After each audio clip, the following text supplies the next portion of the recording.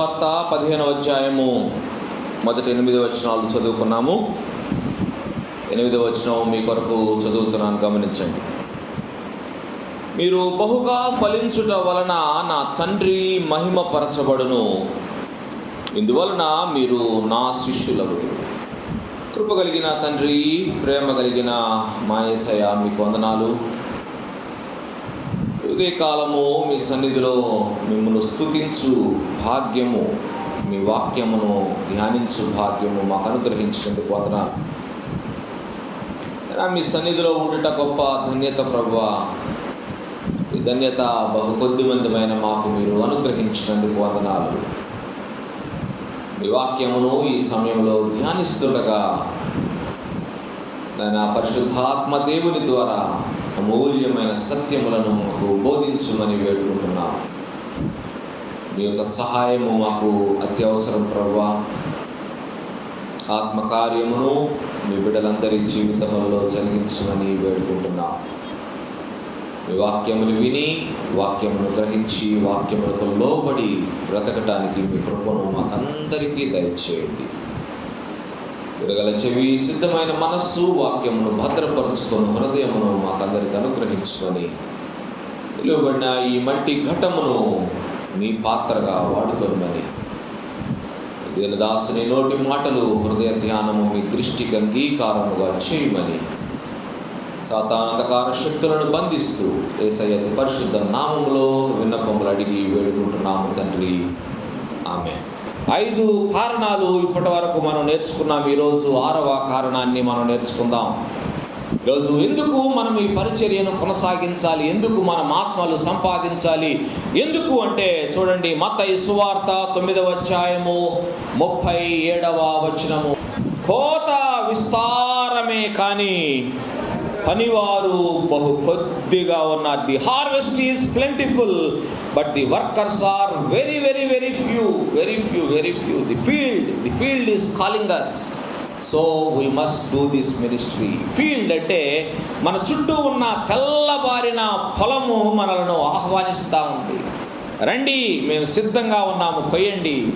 కోత విస్తారముగా ఉన్నది, పనివారు బహు కొద్దిగా ఉన్నారు. అందుకనే ప్రభు సెలవిస్తున్నారు 38వ వచనములో, తన కోతకు పనివారిని పంపుమని కోత యజమానుని వేడుకొనుడి అని తన శిష్యులతో చెప్పాను. వారు శిష్యులు కనుక పనివారిని పంపుము అని వేడుకున్నారు. కానీ పనివారమైన నీవు నేను ఇలా కోరుకునే అవకాశం లేదు. మనమే పనివారం. We are the laborers in the vineyard. We are the laborers in the fields of God. దేవుడు సిద్ధపరిచిన ఈ పొలములలో పనివారము మనమే, నీవు నేనే పనివారము. కోతకు యజమానుని పనివారిని పంపమని యజమానుని వేడుకొండని శిష్యులకు ఆజ్ఞాపించినాడు. కానీ మనమే పనివారము, కోత కొయ్యవలసిన వారం మనమే. ప్రభువు మనకు సిద్ధముగా ఉన్న తెల్లబారిన పొలాలను, కోతకు సిద్ధముగా ఉన్న పొలాలను దేవుడు మన ఎదుట ఉంచినాడు. కోయవలసిన వారము మనమే. కోత విస్తారముగా ఉన్నది కానీ పనివారు సిద్ధముగా లేరు. పనివారంటే నువ్వు నేనే సిద్ధముగా లేము.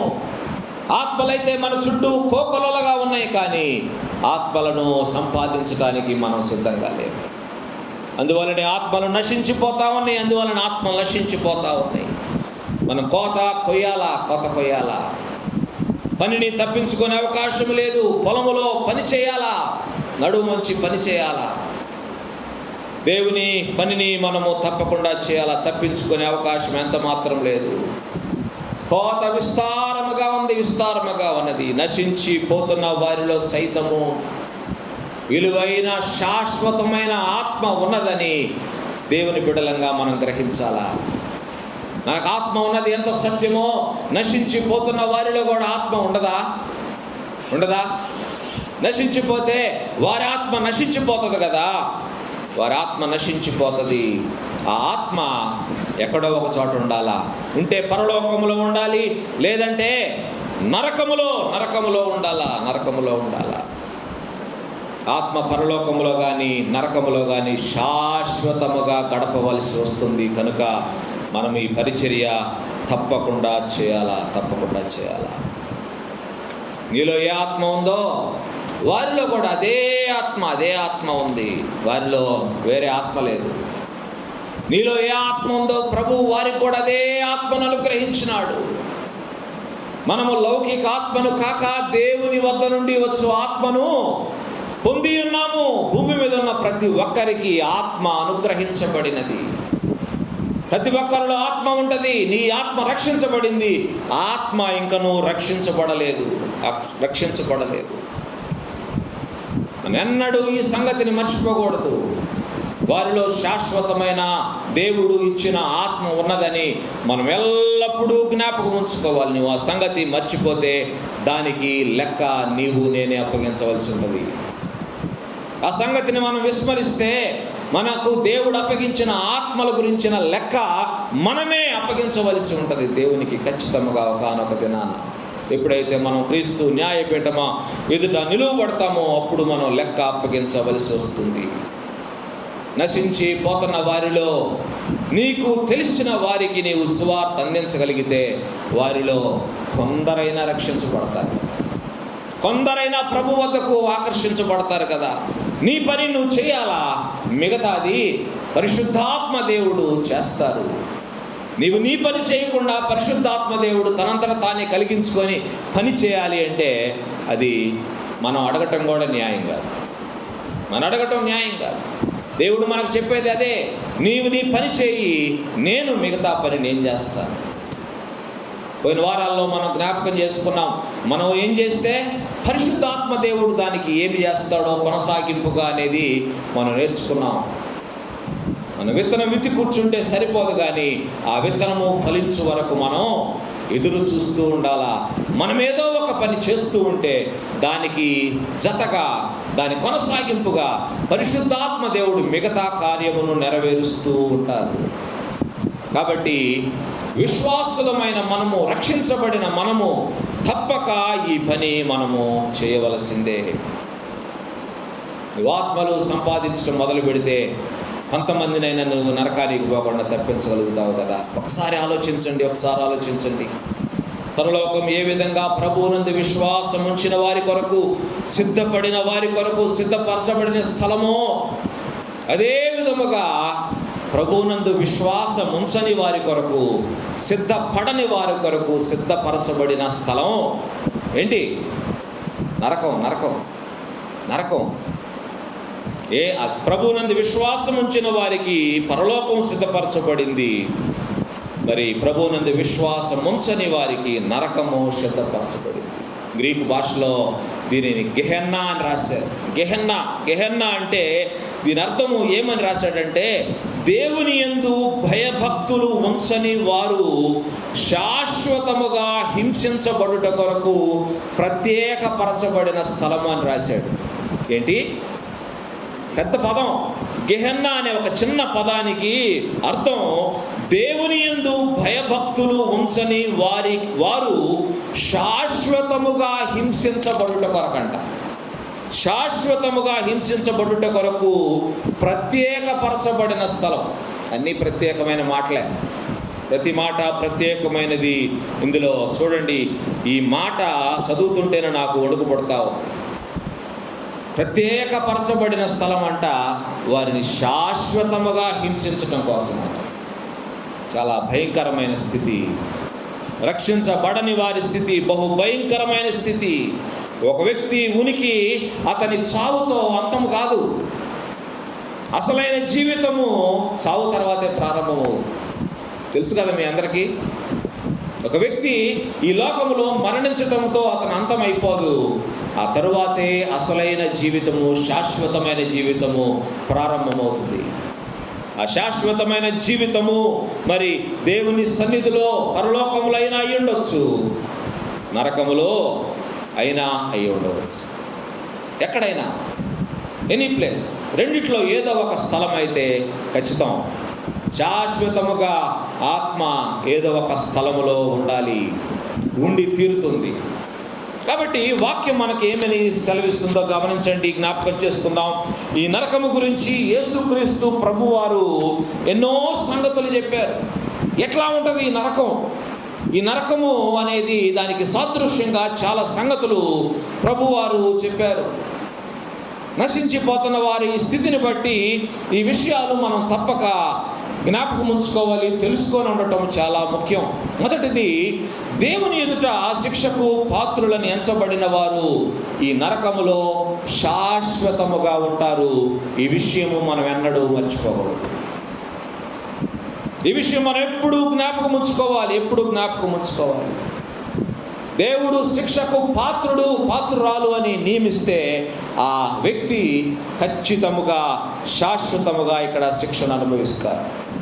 బైబిల్ గ్రంథంలో యేసయ్య చెప్పిన మాటలను మనము ఒకసారి జ్ఞాపకం చేసుకుంటే, మార్కు సువార్త 9వ అధ్యాయము 43వ వచనం ప్రకారము అక్కడ అగ్ని ఎన్నటికీ ఆరదని వ్రాయబడింది. యేసయ్య చెప్పిన మాటలు ఇవి. అక్కడ అగ్ని ఎన్నటికీ ఆరదు.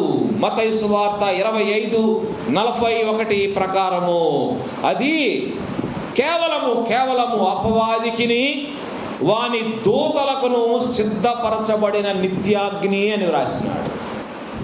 అది కేవలము అపవాదికి వాని దూతల కొరకు సిద్ధపరచబడిన స్థలం. కానీ మానవులు, దేవుని బిడ్డలు ఎంతోమంది అక్కడికి వెళ్ళిపోతున్నారు కదా. అపవాది కొరకు సిద్ధపరచబడిన స్థలములో మరి దేవుని బిడ్డలు వెళ్ళిపోతున్నారే. దేవుడు తనతో పాటు ఉండాలని ఆయన నిర్ణయించుకున్న ప్రజలు, దేవుడు తనతో శాశ్వతముగా ఉండాలని కోరుకున్న ప్రజలు శాశ్వతముగా అపవాది ఉండే స్థలానికి వెళ్ళిపోతున్నారే. ఇది మనం ఆలోచించవలసిన విషయము. మత్తయి సువార్త 25:41 ప్రకారము మీరు జ్ఞాపకం ఉంచుకోండి. అలాగే మత్తయి సువార్త 13వ అధ్యాయము 42-50 వచనాలు ప్రకారము అక్కడ ఏమంటాయో రాశాడు. అక్కడ ఏడ్పును పండ్లు కొరుకుటయు ఉండును అని రాశాడు. ఏడ్పును పండ్లు కొరుకుటయు. లూకా సువార్త 16వ అధ్యాయము 23, 24, 26 వచనాల ప్రకారము అక్కడ ఏముంటాయంటే అక్కడ తీరని బాధ, యాతన, మరి శాశ్వతమైన దప్పిక, దేవుని నుండి శాశ్వతముగా వేరు చేయబడిన పరిస్థితి అక్కడ ఉంటాయని అక్కడ లాజరు ధనవంతుడి యొక్క వృత్తాంతములో మనకి కనపడతా ఉన్నది.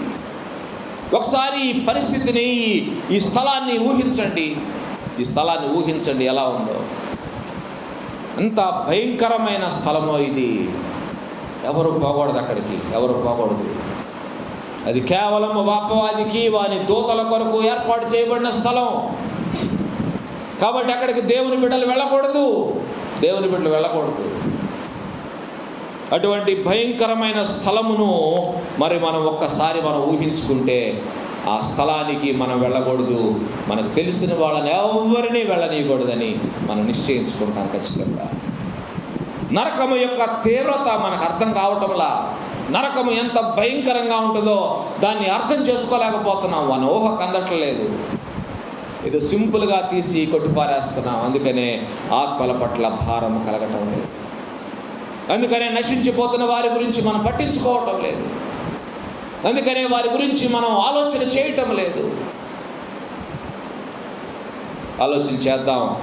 ప్రభు అయిన యేసయ్య మాటలే కాదు, పత్రికలు కూడా ఇదే సంగతిని మనకు జ్ఞాపకం చేస్తా ఉన్నాయి.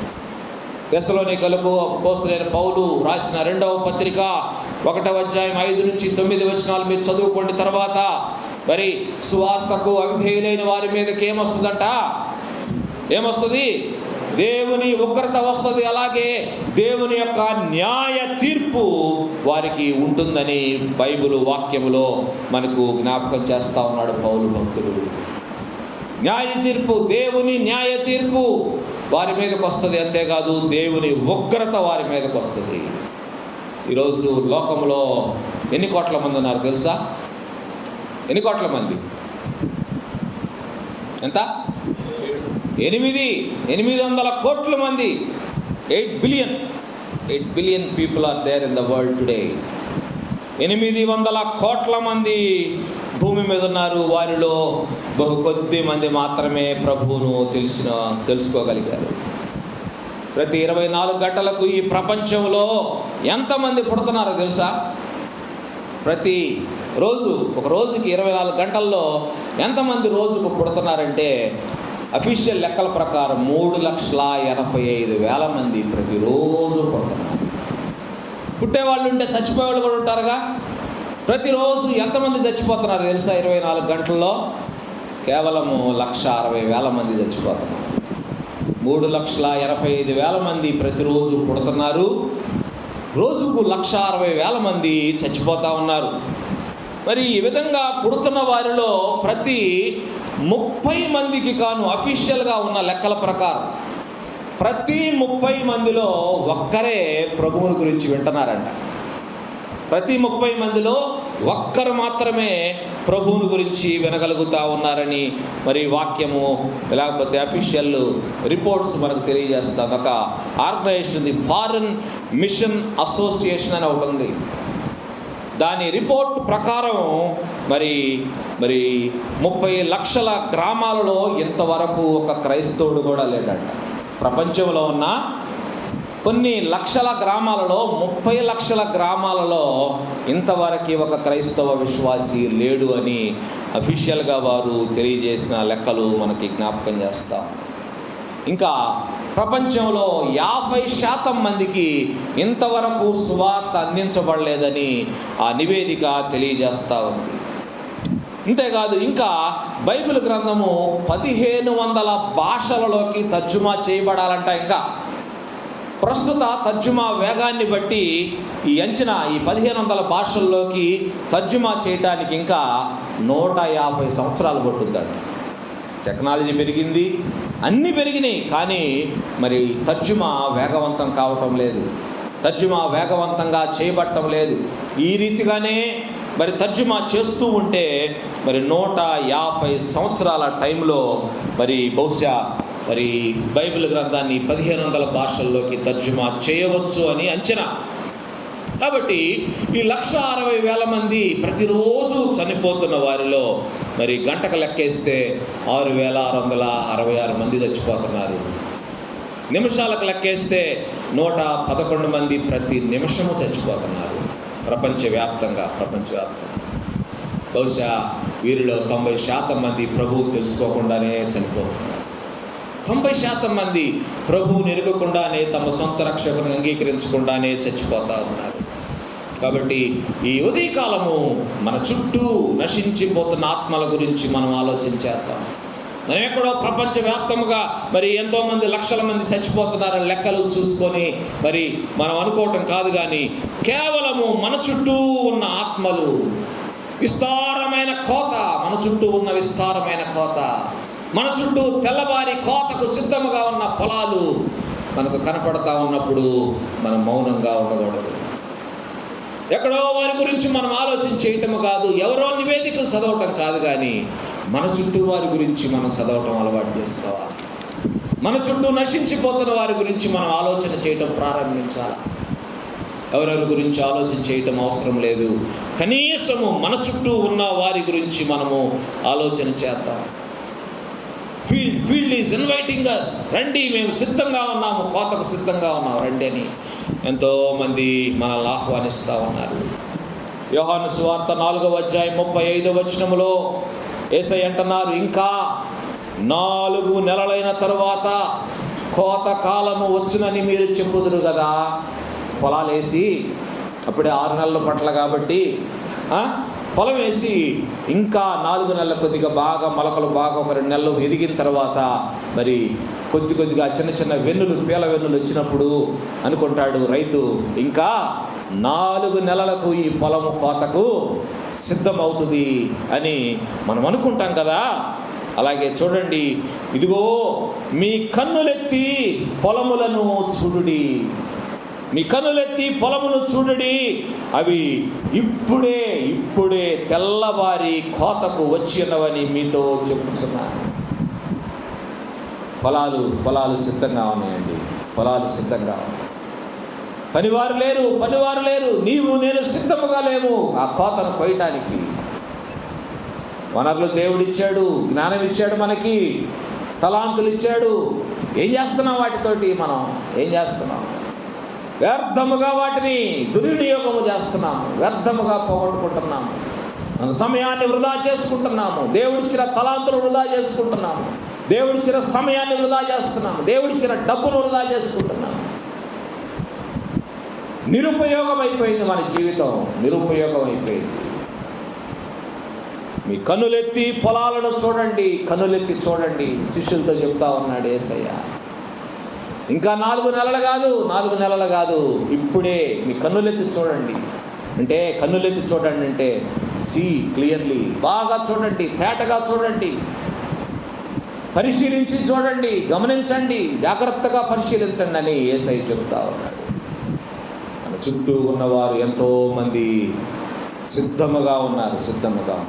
మనం సువార్త చెప్తే వినటానికి, మన జీవితము ద్వారా, మన సాక్ష్యము ద్వారా మన ఇతరులను ఆకర్షించడానికి వారు సిద్ధంగా ఉన్నారు. మన జీవితంలోని ఏ మార్పు కనబడటం. అందుకనే మరి కోతకు సిద్ధముగా ఉన్నప్పటికీ వ్యర్థముగా ఉంటా ఉన్నాయి పొలాలు. వాక్యము చెప్తా ఉంది చూడండి.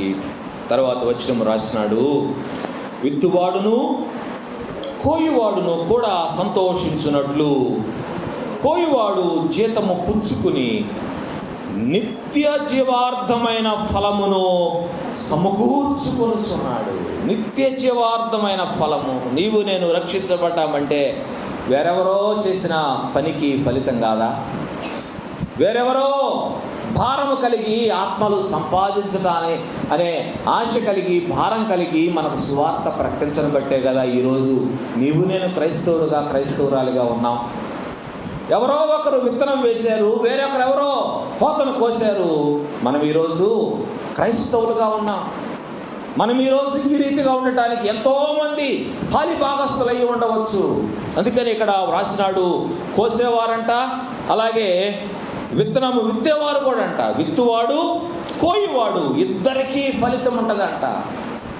చాలాసార్లు ఎట్లనే జరుగుద్ది, విత్తనము మనం వేస్తాం, తర్వాత దాని ఫలాన్ని చూసేవారు వేరొకళ్ళు ఉంటారు, ఆ పంటను కోసేవాళ్ళు వేరొకళ్ళు ఉంటారు. ఎందుకంటే అది ఫలించడానికి కొద్దిగా సమయం తీసుకుంటుంది. ఈ గ్యాప్లో మనం వాళ్ళతో టచ్లో లేకపోవచ్చు, కానీ ఆ కోత ఫలాన్ని వేరొకరు తీసుకుంటారు. అయినప్పటికీ ఆ కోత యొక్క ఫలము వారికి వస్తుంది. విత్తనం వేసినా నీకు వస్తుంది. విత్తనం వేయకుండా ఫలం ఎక్కడి నుంచి వచ్చింది? ఆయన కోత కోయటానికి. కాబట్టి కోత కోసేవారు ఎవరైనప్పటికీ విత్తనము వేసేవారికి కూడా ప్రతిఫలము సరి సమానంగా ఉంటుంది.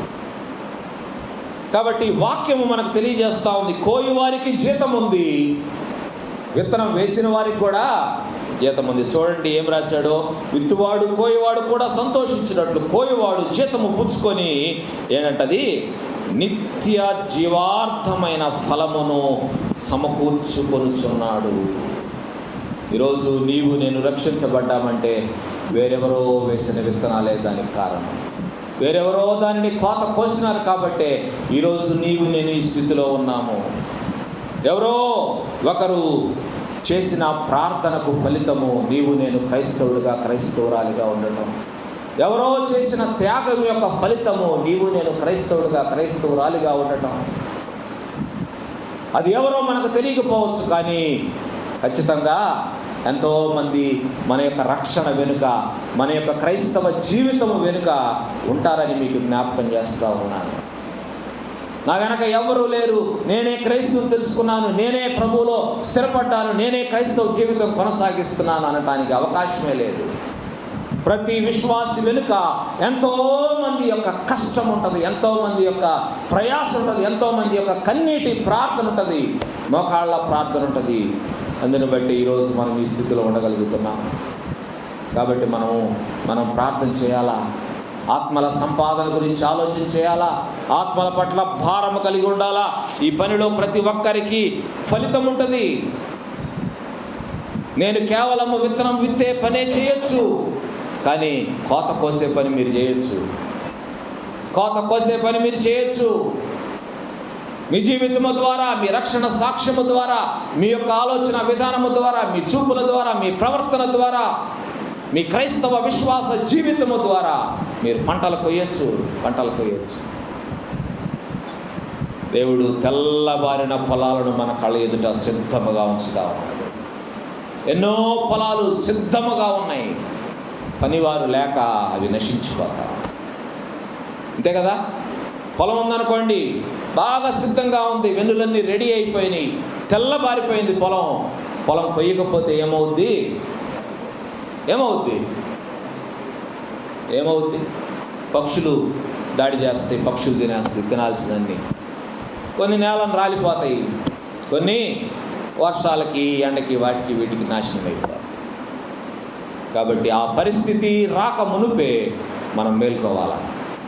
ఆ పరిస్థితి రాకముందే పక్షులు లేకపోతే ఇంకా ఇతరత్ర వేరేవి దాడి చేయక ముందే ఆ పొలాన్ని మనం కోసి సిద్ధము చేయాలి. కాబట్టి దేవుడు మనకిస్తున్న గొప్ప భాగ్యం ఇది, అవకాశం. ఈ పనిలో మనందరము భాగస్థులము కావాలి. ఈ పనిలో మనందరము ప్రత్యేక పాత్రను మనం తీసుకోవాలి. ప్రతిఫలము మనందరికీ ఖచ్చితంగా దొరుకుతుంది. ఈ విషయంలో ఒకవేళ నీవు నిర్విచారముగా నిర్లక్ష్యముగా ఉన్నట్లయితే నీకు శ్రమ అని జ్ఞాపకం చేస్తాను. Be careful. సేవకుడు తన పరిచర్య తాను చేస్తున్నాడు, తన పనిని తాను నిర్వర్తిస్తున్నాడు. సంఘము తన పనిని తాను నిర్వర్తించకపోతే మీకు శ్రమ, మీకు కష్టం, మీకు బాధ, మీకు వేదన. ఈ పరిస్థితి రాకుండా నిమిత్తం మనందరం ఈ పరిచర్యలో భాగస్థులమవుదాం. ఆత్మల సంపాదన ధ్యేయముగా మనము ఈ లోకంలో ముందుకు సాగిపోదాం. దేవుడు అవకాశాలు ఇస్తున్నారండి మనకి. తెల్లబారిన పొలాలను మన ఎదుట సిద్ధముగా ఉంచుతారు. The field is calling us every day, every moment, every minute. రండి, మేము సిద్ధంగా ఉన్నాం, మమ్మల్ని రక్షించండి, కాపాడండి, మమ్మల్ని కూడా పరలోకానికి తీసుకెళ్ళండి అని ఎన్నో ఆత్మలు, నశించిపోతున్న ఆత్మలను ఎదుట ఆక్రందనలు చేస్తూ ఉన్నాయి. నరకములో, పాతాళములో యాతన పడుతున్న ఆ ధనవంతుడిని ఒకసారి ఊహించుకోండి. ఆ స్థానములో నీ వారు ఎవరైనా ఉంటే వారి స్థితి ఎట్లా ఉంటుందో ఊహించుకోండి. ఇప్పుడు కూడా నిర్లక్ష్యంగా ఉంటావా? ఇప్పుడు కూడా నిర్లక్ష్యంగా.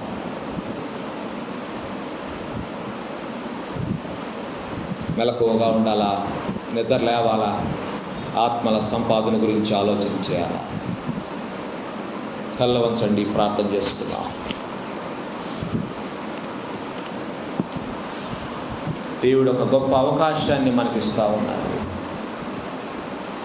నశించిపోతున్న ఆత్మలను మనకు చూపిస్తూ ఉన్నారు. తెల్లవారి కోతకు సిద్ధముగా ఉన్న పొలాలను మనకు చూపిస్తూ ఉన్నారు. నిర్లక్ష్యం విడిచిపెట్టండి. పొలాలను కొయ్యటానికి మీ పనిముట్లను సిద్ధపరచండి. మీ తెలివిని, మీ జ్ఞానాన్ని ఈ పరిచర్యలో వాడండి. దేవుడు మీకు ఇచ్చిన తలాంతులు ఈ పరిచర్యలో వాడండి. దేవుడు మీకు ఇచ్చిన జ్ఞానమంతటిని ఈ పరిచర్యలో వాడండి. అందుకనే పౌలు భక్తుడు అందరినీ సంపాదించుకోవాలని, నేను అందరి వాడనై ఉన్నాను, అందరినీ సంతోష పెట్టడానికే నేను ప్రయత్నం చేస్తున్నాను అంటాడు. మనం కూడా అందరి వాళ్ళం అయిపోవాలా, ఆత్మలు సంపాదించాలా. ఇది దేవుడు మనకు అప్పగించిన బాధ్యత. మన ఎదుట మరి ఎంతో ఆశతో తెల్లబారిన పొలాలు ఎదురు చూస్తూ ఉన్నాయి. కాబట్టి ఈరోజు ఒక నిర్ణయాన్ని తీసుకుందాం. దేవుని ఎదుట ఒక ఒప్పందం చేసుకుందాం. ప్రభువా, ఇక ముందు నేను నిర్లక్ష్యము చేయను. ప్రభువా, నేను నా పనిముట్లను సిద్ధపరిచి ఆత్మలు సంపాదిస్తాను, ఆత్మల పంటను కోస్తాను అని నిర్ణయం తీసుకుందాం. దేవుడు సాయం చేస్తారు. ప్రార్థన చేసుకుందాం. ప్రేమ కలిగిన తండ్రి యేసయ్యా, మీకు వందనాలు. తెల్లవారి కోతకు సిద్ధమైన పొలాలను మా ఎదుట ఉంచినారు ప్రభువా. ఆయన సాతాను ఆ పొలాల మీద దాడి చేస్తున్నాడు. లోక సంబంధమైన శక్తులన్నీ నాయన కలగలుపుకొని మూటగట్టుకొని మరి ఆ పొలాలపై దాడి చేస్తూ ఉన్నాయి. మేము నిర్విచారముగా ఉన్నాం. దయతో క్షమించమని వేడుకుంటున్నాం. నిర్లక్ష్య స్వభావాన్ని వదిలించి ప్రభువా మమ్మల్ని మేల్కొల్పండి. నశించిపోతున్న ఆత్మల పట్ల భారము కలిగిన ఆయన మేము ఈ పనిలో ముందుకు సాగుటకు మీ కృపను మాకు దయచేయమని వేడుకుంటున్నాం. మా వారు ఎంతోమంది నాయన నశించిపోతున్న వారిలో ఉన్నారు. మా వారు ఎంతోమంది రక్షణ కార్యము కొరకు ఎదురు చూస్తూ ఉన్నారు. పనివారము మేమే సిద్ధంగా లేము నాయన. అందుని బట్టే మరి ఆత్మలు రక్షించబడటం లేదు. సెలవిచ్చారు ఆనాడే కోత విస్తారముగా ఉంది, పనివారు బహు కొద్దిగా ఉన్నారని. ఈరోజు మీకు పనివారు కావాలి కోత కొరకు. నాయనా నన్ను మమ్మలను మీరు వాడుకోనండి ప్రభువా. నన్ను మమ్మలను ఈ పని కొరకు సిద్ధపరచమని వేడుకుంటున్నాం నాయన. మీ ఆధీనంలోనికి మమ్మల్ని తీసుకోనండి. మీ కృపలో మమ్మల్ని భద్రపరచండి. ఇప్పుడున్న ప్రతి ఒక్క వ్యక్తిని ప్రభువా మీ సాధనముగా వాడుకోనండి. రక్షించబడని వారి కొరకు మేము ప్రార్థిస్తూ ఉన్నాము నాయనా. బిడ్డలను మీరు ఆకర్షించుకోనండి. ఈ వాక్యము సూటిగా వారితో నాయన మాట్లాడునట్లుగా మీ కృపను వారికి దయచేయండి. ఇంకా నాయన మీ యొక్క మాటలకు లోబడక, మీ యొక్క ఆహ్వానాన్ని అంగీకరించక వెనుకడుగు వేస్తూ తమ జీవితాలను సాతాను చేతిలోనే ఉంచుతూ ఉన్న బిడ్డల కొరకు ప్రార్థిస్తూ ఉన్నాం. విచితమైతే ప్రభువా వారి బండలాంటి హృదయాలను బద్దలు కొట్టండి. వారికి మెత్తని హృదయాలను దయచేసి మీ వాక్యమును వారి హృదయంలో ఉంచమని వేడుకుంటున్నాం. కడవరి దినాలు, మీరాకడ దినాలు బహు భయంకరంగా ఉన్న దినాలు. ఈ దినాలలో మేము నాయన ఈ పరిచర్యలో పాలి భాగస్థులమై ఆత్మల సంపాదన గురించి ఆలోచన చేస్తూ మీరాకడ కొరకు ఆత్మలు సిద్ధపరిచే భాగ్యమును మాకందరికీ అనుగ్రహించమని, మెండైన దీవెనలు ప్రతి ఒక్కరిపై కుమ్మరించమని మా ప్రభువును రక్షకుడైన యేసయ్య అతి పరిశుద్ధ నామములో విన్నపములు అడిగి వేడుకుంటున్నాము తండ్రి.